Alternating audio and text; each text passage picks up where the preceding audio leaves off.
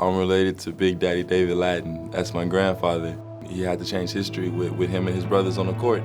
I couldn't imagine playing back then. He's just incredibly courageous and has so much perseverance. He's a true leader. 1966, Texas Western, man, it did so much for college basketball, but I think it did a lot of other things for people's attitudes, period.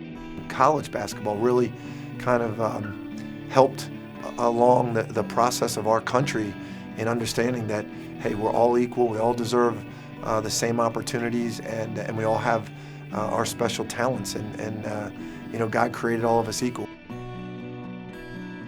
That was the first time there were 5 African-American players that started in a national championship game. And you know, just making that type of statement, being able to, you know, change the outlook of, you know, college basketball across the country is huge. They were the underdog, and they weren't expected to win, and they proved a lot of people wrong. They beat the odds. I mean, there were a lot of guys saying that they weren't good enough and they wouldn't be able to make it as far as they did. I mean, they went against the grain and just went out there and proved to everybody what they can do. It was like them against the world, in their opinion. I mean, they played for each other, and that was the big part of their team, and I think that's what carried them to a national championship. To kind of break down barriers the way they did is a special thing, and it's kind of got the game to where it is today. And I don't think people will ever forget that year. I actually remember watching the championship in '66. I was 15 years old. I did get a chance to see part of that game on TV. Didn't have any idea the significance of it because I was so naive. I was 21, I was a senior. We lost to Duke in the regional finals, or we would have been in the Final Four that year.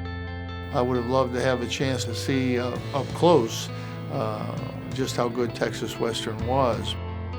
Quality of play, the minors, the pressure on Kentucky, even as a young fan, I remember thinking about it at that time that this was unique and special, not only from a basketball perspective, but socially as well.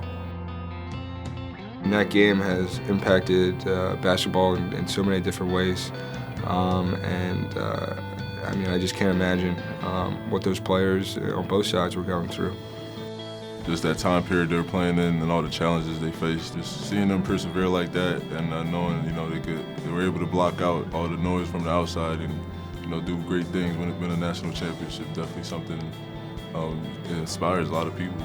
Being under that scrutiny, especially, you know, being at a school that's in the South, it would have been extremely difficult. But, you know, you got to give them a lot of props for fighting the way they did.